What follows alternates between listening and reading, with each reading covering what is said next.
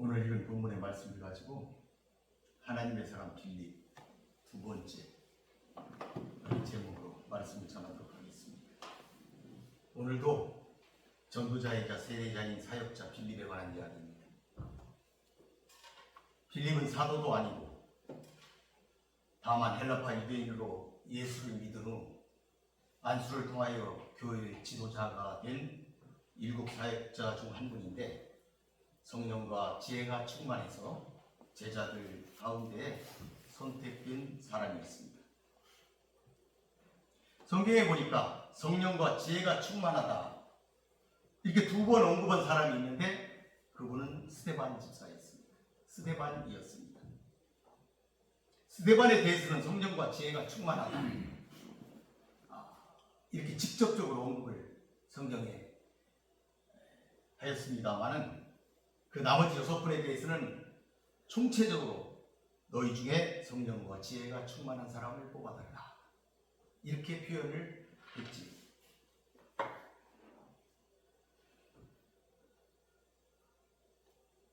그러니까 상대적으로 스데반이 얼마나 성령과 지혜가 충만했을까, 이것을 그 본문에 쓴 그 구절을 통해서 우리가 유추할 수가 있을 것입니다. 그렇지만 빌립에 관한 이야기, 그의 사마리아 전도 여행 그 상황을 보면 그가 얼마나 놀라운 하나님의 사람이었는지, 그가 얼마나 하나님의 살아계심을 불신자들에게 강인시켜서 하나님을 깨닫게 하였는지, 그리고 그가 말씀 전할 때 얼마나 놀라운 치유의 표적들이 그곳에 함께 하였는지 우리는 저 시간을 통하여 살펴보았습니다. 7절에 보면 많은 사람에게 붙었던 더러운 귀신들이 크게 소리를 지르며 나가고, 또 많은 중풍병자와 못 걷는 사람이 나왔다. 이것은 빌립이 한 것이 아니고 빌립 안에 역사하시는 성령의 능력이었습니다. 우리가 보통 신년현상, 하나님의 임재 때 나타나는, 말하자면 지진이나 천둥, 연기, 구름, 불 가운데 임하신다고, 이렇게 하나님이 임하신다고 이렇게 말하고 있는데, 이와 같은 것들은 거룩하신 하나님의 임재를 인간의 오감을 통해서 알게 하시는 그런 방법이기도 한 것이지요. 그런 면에서 볼 때 이 치유의 표적도 역시 하나님의 임재를 나타내는 신현 현상이라고 말할 수 있을 것이다.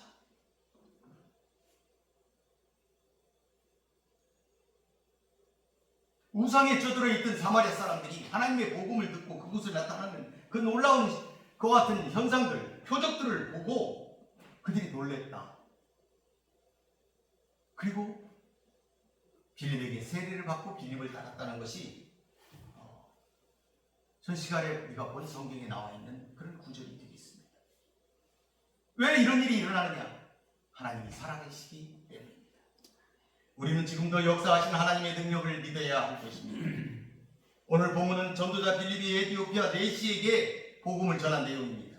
하나님은 그를 통해 북아프리카가 복음화된 중요한 역할을 감당케 하신 것입니다. 여러분도 이렇게 빌립처럼 쓰임받는 전도자들이 되시기를 축원드리겠습니다. 26절에 보니까 주의 사자가 빌립에게 말하여 이르되 일어나서 남쪽으로 향하여 예루살렘에서 가사로 내려가는 길까지 가라 하니 그 길은 광야라. 주의 사자가 그에게 말했다. 이렇게 한 것으로 보아 그는 늘 하나님과 교통하는 성령의 사람이었다. 거듭난 사람이었다. 오늘날 많은 주의 종들이 어떤 방식으로 하나님의 음성을 듣는지,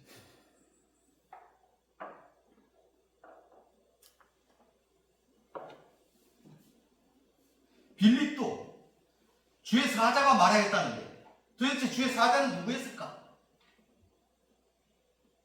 신약에서 주의 사자, 주의 천사 그렇게 많이 등장하지는 않습니다. 그 중에 사도행전에서 주의 사자라는 말이 4번 언급되고 있는데요, 옥에 갇힌 사도들을 풀어준 주의 사자, 사도행전 5장입니다. 빌립에게 지시하는 본문의 주의 사자, 그리고 옥에서 베드로를 풀어준 주의 사자, 사도행전 12장에 나옵니다. 그리고 헤롯을 친 주의 사자, 사도행전 12장에 헤롯을 쳤더니 헤롯이 죽었다. 이렇게 기록이 되어 있습니다. 이와 같이 본문을 제외한 다른 곳에 나와 있는 주의 사자는 추측할 때 천사를 가리키는 것이 아니냐 이렇게 우리가 볼 수가 있지만, 이 본문에 나오는 주의 사자는 우리가 읽은 본문 29절, 30절, 29절, 39절에 계속 성령, 주의 영 이렇게 기록된 것으로 볼 때 성령을 가리키는 것이 아닌가, 우리가 이렇게 생각해 볼 수가 있겠습니다. 성령이 그에게 지시한 것이 아닐까.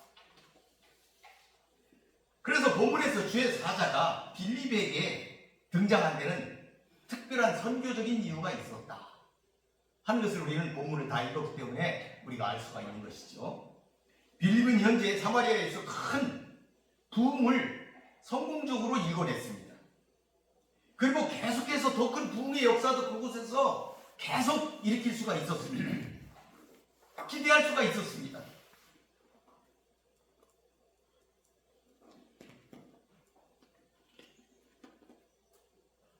그렇기 때문에 그도 어느 정도 궤도에 올랐기 때문에 조금 심정적으로는 편하게 사역할 수도 있었지 않을까?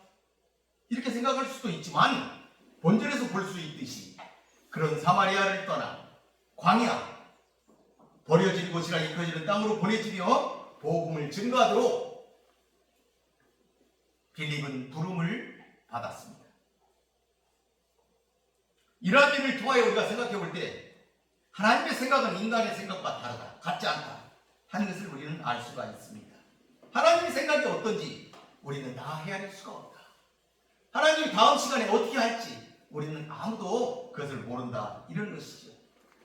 빌립은 성령에 이끌려 이제까지의 복음 전도 터전인 사마리아를 떠나 기약도 없어 보이는 광야로 가야 했고, 그리고 그분의 인도하심에 순종하였습니다. 본문에 보면 주의 사자는 빌립에게 일어나서 가라 하셨습니다. 여행을 준비하고 떠나라 지시하신 것입니다. 가면서 계속 복음 전파 사역이 일어날 것임을 이 본문을 통해서, 그 본문의 행간의 의미를 통해서 말하고 있습니다. 계속 일이 있을 것이다. 우리는 이 사도행전을 다 읽었기 때문에 본문의 내용을 알고 있지요. 정말로 빌립은 그곳을 떠나 일어나서 그가 에디오피아의 내시를 만나서 그를 전도했을 뿐만 아니고, 아소도 다시 그곳을 떠나 아소도에 있는 아스도는 지금 아스돗을 얘기합니다. 그곳에 있는 여러 성들을 거치면서 전도하면서 가이사랴까지 이르면서 그가 전도를 하고 갔던 것을 우리는 알 수가 있습니다. 그러니까 성령이 그를 그쪽으로 이끌었다.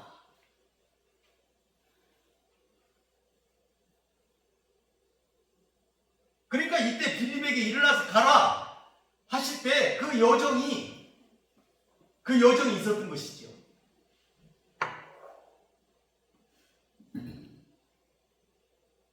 그런데 여기서 일어나서 가라, 일어나라 그랬지 않습니까? 이 표현은 누워서 잠자는 사람, 누워있는 사람이나 잠자는 사람에게 어울리는 표현이죠. 누워있는 사람에게 일어나라 이렇게 표현하지 않습니까? 또는 잠자는 사람에게 일어나라, 이렇게 그만 자고 일어나라 이럴 수 있는 거 아니겠어요? 더 적당한 표현이죠. 그걸 감안한다면 빌립은 지금 어쩌면 꿈속에서 성령의 명령을 받은 것은 아닌지 생각해 볼 수도 있을 것입니다.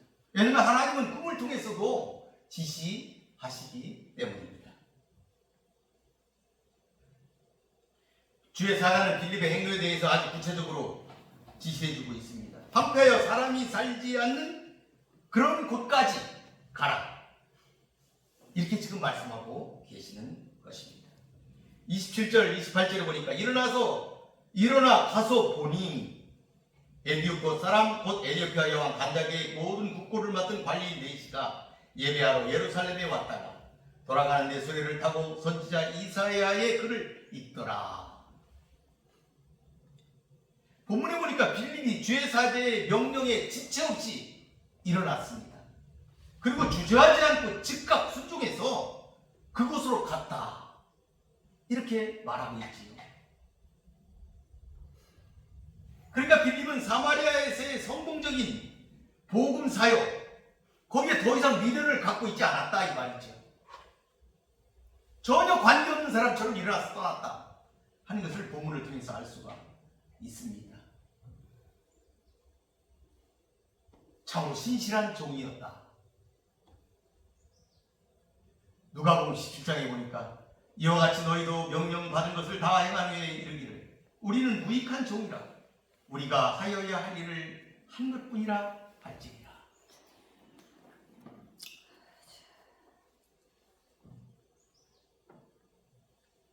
본절에서 일어나 가서 보니 이렇게 얘기했어요. 일어나 가서 보니 본문에 그렇게 얘기했어요. 일어나 가서 보니까 이런 말이죠.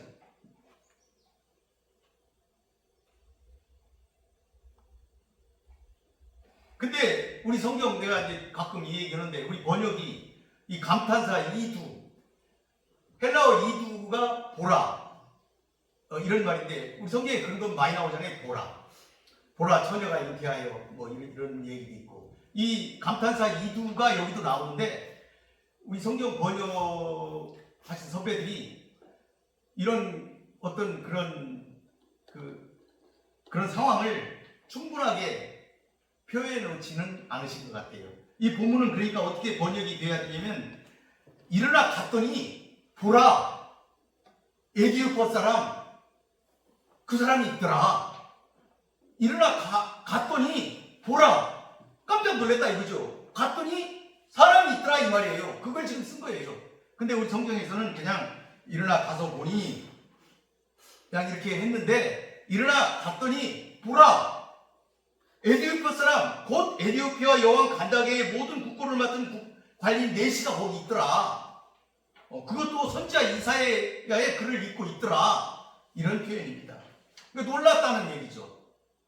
광야로 가면 아무도 없을 줄 알았는데 가서 보니까 놀랍게도 거기 사람이 있더라 이 말이에요. 전도할 사람이 한 사람이 있다 이 말이에요. 지금 거기 없을 줄 알았는데 사마리아에만 있는 줄 알았는데 바글바글 사마리아만 사람들이 있는 줄 알았는데 광야로 보냈는데 그곳에 그냥 순종해서 무조건 갔더니 보라 거기 사람이 있더라. 이런 표현입니다. 이 빌립이 간 그곳은 사마리아에서 약 70km 떨어진 곳이라고 해요. 멀고 험난한 길이었습니다. 광야로 가는 길이기 때문에 그랬습니다. 그럼에도 불구하고 단순히 여기 성경에 가서 이렇게 간단하게 표현했는데 어떤 불만이나 지체함도 전혀 없었음을 강하게 표현하는 그런 문구다 이렇게 볼 수가 있습니다. 빌립은 이제 사마리아의 많은 사람이 아니라 한적한 곳에서 단 한 사람 에디오피아 여왕 간다게의 관리인 네시를 만나게 됩니다. 원래 네시라는 건 거세된 자, 그래서 궁전에서 일하는 자를 우리가 네시라고 그러죠. 우리는 보통 이제 네시라고 그러면 거세된 자라고 이제 얘기를 하는데, 그런데 성경에 보게 되면은 여기는 이제 네시라고 번역을 했는데 구약에 애굽의 시대장 보디발이 바로의 신하였다 이렇게 되어 있는데 이 신하라는 단어가 네시라는 단어하고 똑같은 단어입니다. 근데 그쪽에서는 신하, 여기에서는 네시 이렇게 번역을 한 거예요. 그러니까 그러면 보디발도 네시인가? 보디발은 결혼한 남자인데 이런 생각을 할 수가 있는 것이죠. 그래서 여러 가지 해석이 가능한 그런 단어입니다. 그쪽에서도 그렇게 똑같은 단어를 사용했기 때문에 보디발이 네시인가? 아니 보디발이 네시가 아니면은 그러면 이 간다게의 관리인도 네시가 아닌가? 이렇게 생각할 수가 있는데 어쨌든 많은 성경학자들은 네시가 아니다 여기는 넷이라고 되어 있지만 거세된 자가 아니다. 이렇게 보고 있습니다. 그는 조국을 대표해서 에티오피아를 대표해서 유대인의 하나님 여호와께 예배하러 갔다가 예루살렘으로 지금 돌아가고 있는 길이었습니다. 만약에 그가 육체적인 고자였다면, 거세된 자였다면 유대교의 예배에 예루살렘 성전에 들어갈 수가 없었겠지요. 유대교에서는 거세된 자를 배격하기 때문입니다. 그러므로 그가 예루살렘에서 예배했다는 것은 그가 거세된 자가 아니었을 가능성이 크다는 것을 암시합니다. 어쨌든 그가 고작은 아니건 거세됐건 안 됐건 간에 그는 하나님을 경외하는 자, 구도자였을 것이다. 우리가 이렇게 볼 수가 있습니다. 그러므로 우리가 본문에서 이 넷이라는 말은 보디발에 쓰였던 그 신하라는 말처럼 신하라는 의미로 이해할 수가 있습니다. 그래서 이 본절이 강조하는 것은 그가 에티오피아 여왕의 모든 국고를 맡은 큰 권세를 지닌 사람이었다. 권력과 부를 가진 사람이었다. 중요한 사람이었다 하는 것을 강조하는 문구다. 이렇게 우리가 생각하면 되겠습니다. 그가 실제 에티오피아인인지 그 여부는 많은 의견이 있지만은 많은 분들은 그가 유대인이었을 것이다. 이렇게 보고 있습니다. 그가 만약에 진짜 에티오피아인이었다면 그는 사도행전에서 믿음을 갖게 된 이방인 가운데 첫 번째 인물이 되는 것입니다. 최초의 이방인이 되는 거예요. 예수를 믿은 최초의 이방인, 세례를 받은 최초의 이방인이 될 수가 있지요. 그렇게 되면 그는 고넬료나 루디아 또 다른 지역의 많은 경건한 헬라인들보다도 앞서서 예수를 믿은 사람이 되는 것이지요. 그런데 그 뒤에 나온 성경에 주의 형제 야고보가 고넬료를 첫 이방인 개종자다 이렇게 인정한 것으로 보아서 그는 이방인이 아닐 가능성이 아주 높다 이렇게 보고 있는 것이죠. 즉 유대인이었으나 에티오피아로 이주하여 고위직에 올랐던 사람일 수 있는 것이다 이렇게 보고 있습니다.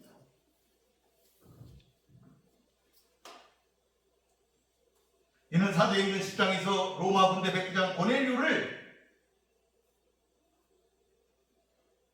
첫 번째 공식적인 개종자로 여기기 있기 때문에 일어난 추론이다 이렇게 볼 수가 있겠지. 그러므로 본절에 나오는 관리인 이 넷이는 활동적으로는 유대인일 가능성이 있는 사람입니다. 그렇지만 어쨌든 그가 유대인이건 아니건 또 에티오피아인이건 아니건 그가 에티오피아의 관리로서 그가 예루살렘에 예배를 하러 왔고 그가 세례를 받은 것을 볼 때에 이 사건은 성경의 내용이 성취되었다 이렇게 보는 것이죠. 에티오피아라는 그 이름은 히브리어로 구스인데 시편에 보니까 방백들이 구스에서 나오고 구스인은 하나님을 향하여 그 손을 신속히 들리로다 이렇게 시편에 기록하고 있는데 이것이 성취된 것이다 이렇게 보고 있는 것입니다. 그런데 그런 그가 지금 이동하는 마차 안에서 이사야의 글을 열심히 읽고 있었습니다. 가까이 다가온 빌립이 들을 만큼 소리내어 읽고 있었다. 성령이 빌립더러 이르시되 이 수레로 가까이 나아가라 하시거늘 빌립이 달려가서 선지자 이사야의 글 읽는 것을 듣고 말하되 읽는 것을 깨닫느냐. 성령께서는 빌립에게 구체적인 명령을 내리셨어요. 그것을 가고 있는 4시의 병거에 가까이 가라는 것이었습니다. 병거에 바짝 달라붙어라, 밀착해라, 이런 의미입니다. 그래서 빌립은 달려갔습니다. 빌립은 즉각적으로 적극적으로 순종했음을 사실적으로 보여주는 단어, 빌립이 달려갔다, 이런 표현이 되겠습니다.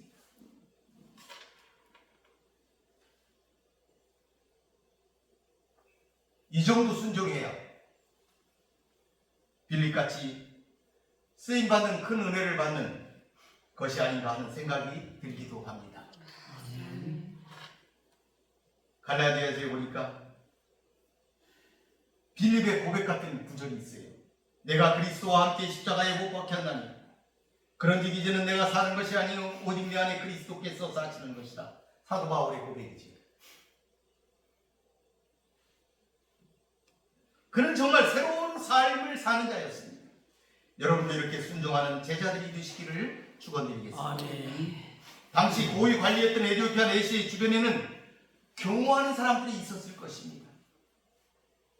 그러나 빌립은 주저하거나 개의치 않고 오직 성령의 말씀에 순종함으로써 복음을 전할 기회를 얻기 위하여 즉시 달려나갔습니다. 그리고 그가 읽고 있는 이사야의 글을 이해하는지 적극적으로 물었습니다. 31절에 보니까 대답하되 지도해주는 사람이 없으니 어찌 깨달을 수 있느냐 하고 빌립을 청하여 수레에 올라 같이 앉으라 하니라. 이 에티오피아의 내시는 예루살렘에서 혹시 자기가 읽고 있던 이 이사야서의 구절, 그 구절과 관련된 얘기들을 들었을지도 모릅니다. 예수에 관한 소문을 들었을지도 모른다 이 말이죠. 그런데도 이제 그 구절의 의미를 깨닫는지 물으면서 어떤 낯선이가 다가오자 영적 진리에 대해 갈급해 하던 그는 기꺼이 빌립을 마차 안으로 오르게 하였다 하는 것이죠. 이걸 볼 때 그는 분명하게 자신의 무지와 지금 읽고 있는 글의 의미를 이해할 능력이 없음을 겸손하게 인정한 것이다. 겸손한 사람이었다.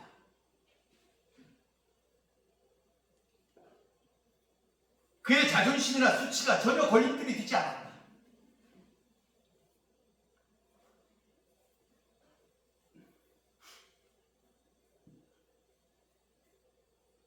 그는 큰 부귀를 누리고 있는 사람인데 아무나 가까이 하지 않아도 되는 그런 삶을 살아도 될 그런 사람이었는데 그는 겸손하게 늘 겸손했다. 지나가는 남루한 옷을 입은 그런 사람도 마차에 올려 같이 탈 수 있는 그 정도의 사람이었다 하는 것이지. 그렇지만 빌립은 그가 깨닫지 못하고 있는 부분에 대해 설명할 수 있는 거기에서는 유일한 사람이었습니다. 빌립은 이사야의 이 예언이 그리스도 안에서 성취되었음을 알고 있는 사람이었기 때문입니다. 그렇기 때문에 에티오피아 내시의 이런 대답과 태도 매우 놀라운 것입니다.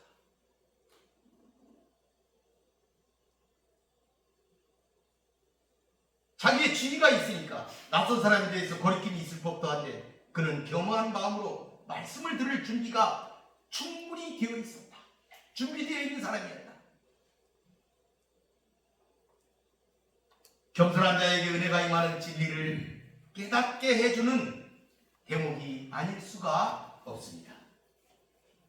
32절 33절에 보니까 읽는 성경 구절은 이것이니 일렀으되 그가 조살제기로 가는 양과 같이 끌려갔고 덜 깎는 자 앞에 있는 어린 양이 조용함과 같이 그의 입을 열지 아니하였도다. 그가 굴욕을 당했을 때 공정한 재판도 받지 못하였으니 누가 그의 세대를 말하리요. 그의 생명이 땅에서 빼앗김으로다 하였거늘. 그가 읽고 있는 본문은 이사야 53장 7절 8절의 일부분입니다. 에티오피아 내시는 헬라어로 기록된 72년 두루마리 이사야 성경을 가지고 있었던 것으로 보입니다. 일일이 사람의 손으로 필사한 이사야 두루마리 성경을 개인적으로 갖고 있었다. 대단한 것이죠. 또한 그의 종교적 열심이 얼마나 대단했던가 이것도 알 수 있는 대목입니다. 그런데 그가 읽고 있던 이 본문의 내용은 하나님의 어린 양 예수 그리스도와 그의 승한 십자가상의 죽음을 알지 못하는 사람들에게는 매우 어려운 것일 수밖에 없다.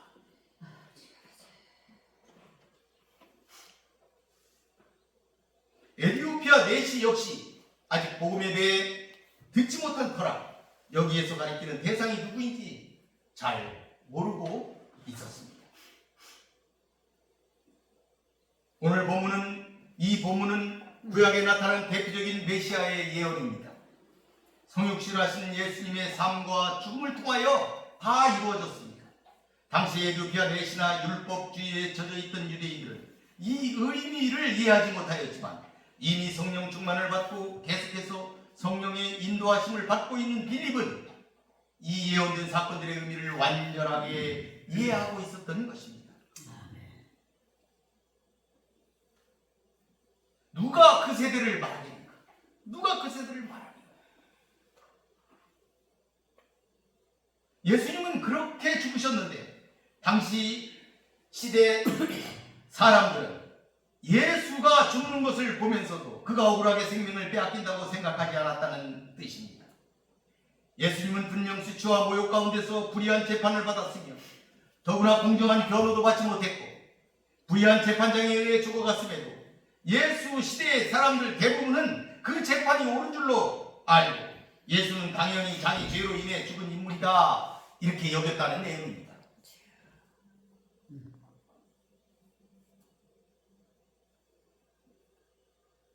34절 5절에 보니까 그 내시가 빌립에게 말하되 청컨대 내가 묻노니 선지자가 이 말하는 것이 누구를 가리킴이냐 자기를 가리킴이냐 타인을 가리킴이냐 빌립이 입을 열어 이 글에서 시작하여 예수를 가르쳐 복음을 전하니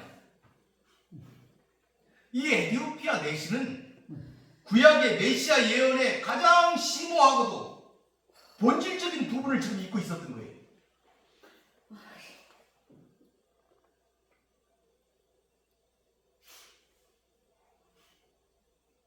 이것 또한 성령의 인도하심으로 보아야 할 것입니다.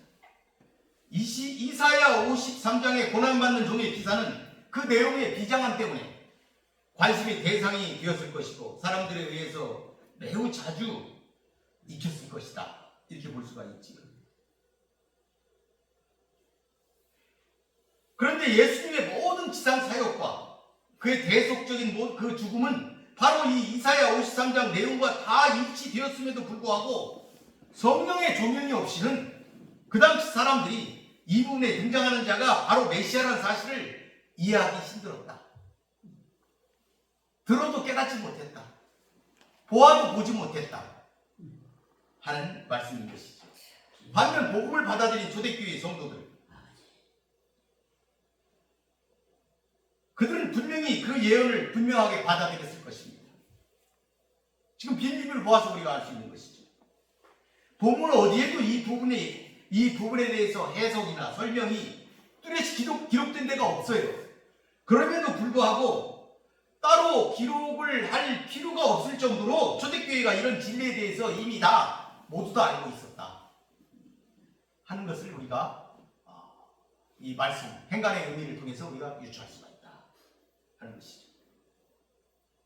그래서 빌립은 에티오피아 내시에게 그가 알고자 했던 이사야 53장에 나오는 그 대상, 그가 누군지, 그가 다름 아닌 예수 그리스도이며 구약 성경 전체가 바로 이 예수 그리스도에 대해 일관되게 이야기하고 있다는 사실을 그에게 가르쳐준 것이죠.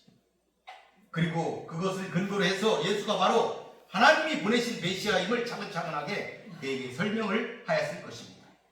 빌립은 이러한 진리를 왜곡됨이 없이 성령의 인도하심에 따라 에티오피아 내시에게 전하였을 것입니다.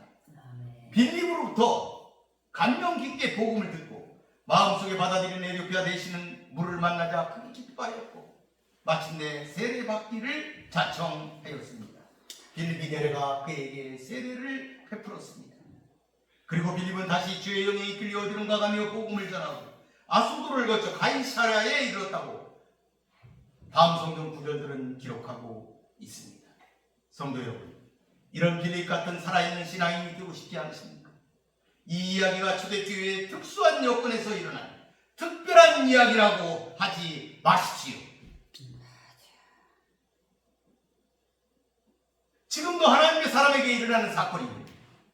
여러분에게도 주의 영으로 일어나는 놀라운 인재의 모습일 수 있기 때문입니다.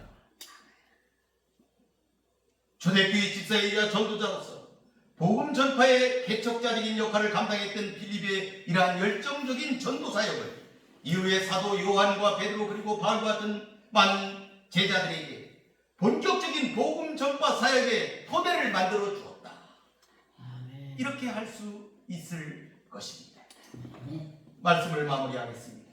에디오피아 여왕 간다게의 국고 맡은 관리인 대신 오늘날로 말하면 재경부 장관쯤 해당하는 인물로 추정이 됩니다. 그렇기 때문에 느헤미야와 같이 디아스포라 유대인으로서 에디오피아에서 고위 관직에 오르는 영예를 얻었던 것으로 보여집니다. 즉 그는 디아스포라 유대인으로 절기를 지키기 위해 예루살렘을 방문하였다가 귀국하는 길에 성령의 지시하심을 받은 빌립의 전도를 받고 복음을 영접하게 된 것입니다. 아멘. 이러한 본문의 기사는 초대교회 선교 사역 기사 중에서도 성령께서 특히 역정적으로 역사하신 대표적 사건들 중에 하나로서 복음 전파의 사역이 전적으로 성령의 주도하에 이루어지는 사역임을 보여줌과 동시에 이제 복음이 지역적으로 팔레스틴이라는 울타리를 넘어 이방 땅까지 미치기 시작하였음을 보여준다는 점에서 큰 의의를 나타내는 사건이었다. 이렇게 말할 수가 있겠습니다. 오늘 이걸 통해서 여기에 인물 몇 가지를 한번 살펴보겠습니다. 첫째는 빌립입니다. 이런 일을 감당한 전도자 빌립은 성령으로 거듭난 사람이었습니다. 그러기에 그는 성령의 인도함을 따르는 순종의 사람이었다. 모든 것을 누릴 수 있는 풍요로운 곳 사마리아를 떠나는 주의 명령에 전혀 망설임 없이 떠나 황량한 광야로 내려갔습니다. 마치 아브라함이 갈대와 우르와 하란을 떠나서 가나안으로 가듯 그가 떠났다 하는 것입니다. 이렇게 우리도 순종의 사람이 되어야 하겠습니다.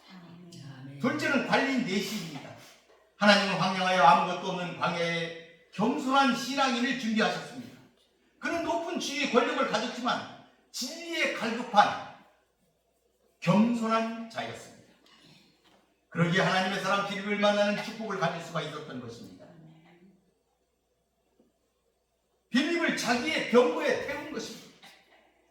이제 그는 진리를 깨닫고 세례를 통하여 예수님의 제자가 되었습니다. 여러분도 이렇게 겸손하여 우리에게 주어진 하나님이 주신 기회를 꼭 붙잡는 모든 분들이 되시기를 바라겠습니다. 아멘. 세 번째는 이 모든 것을 주관하신 분이 성령님, 하나님이시라는 사실입니다. 우리는 종종 인간인 우리가 무엇을 하는 것처럼 착각할 때도 있습니다.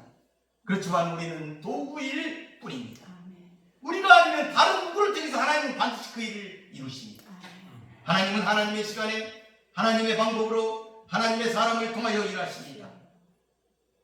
저는 이 나라도 하나님이 지켜 주실 것을 믿습니다. 성경에 빌립이 어떻게 사마리아에 가게 되었는지 그런 건 기록이 되어 있지 않습니다. 그렇지만 그가 그곳에 서 있을 때 성령이 역사하셨고 표적이 일어났고 다시 그를 광야로 보내자 놀랍게도 그곳에 설교 들을 사람이 준비되어 있었습니다. 하나님이 다 하십니다. 이것을 믿으시기를 바라겠습니다. 아멘. 이것은 마치 이삭을 바치라고 했을 때 아브라함이 순종하여 그 산에 이르자 그곳에 양이 준비되어 있던 것과 같은 이치입니다. 여러분, 하나님은 인격적이고 은혜로우신 아버지이십니다. 여러분이 사용되어진다면 그것은 여러분이 복을 받기 위해서일 것입니다. 하나님은 여러분에게 축복과 생명을 주시는 분이십니다. 사역자 빌립처럼 쓰임받는 성도 여러분이 되시기를 축원드리겠습니다. 아멘. 마치겠습니다. 고맙고 감사하신 아버지 하나님 감사합니다. 오늘은 사역자 빌립에 대한 이야기를 하였습니다. 빌립은 하나님의 사람으로 하나님의 명을 따라 하나님의 일을 한 참으로 우리가 본받을 만한 신앙인이었습니다. 자비하신 하나님, 우리도 빌립처럼 순종하며 살아가는 그런 믿음의 사람들이 되게 하여 주시옵소서. 아멘. 내시처럼 겸손한 사람이 되게 하여 주시옵소서. 아멘. 그래서 하나님이 축복을 준비하셨을 때 그것을 받을 수 있는 아멘. 그런 자질을 갖출 수 있도록 늘 겸손하며 하나님이 기뻐하는 사람이 되게 하여 주시옵소서. 아멘. 우리는 하나님이 이 모든 것을 한다는 사실을 깨달으며 하나님만 바라보며 살아가게 하여 주시옵소서. 아멘.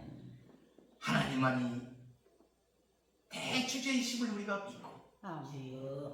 그분을 통하여 우리가 복받는 모든 비결들을 깨닫고 우리가 하나님을 섬기는 사랑하는 성도들이 되게 하여 주시옵소서. 아멘. 예수님의 이름으로 기도 올리옵나이다. 아멘.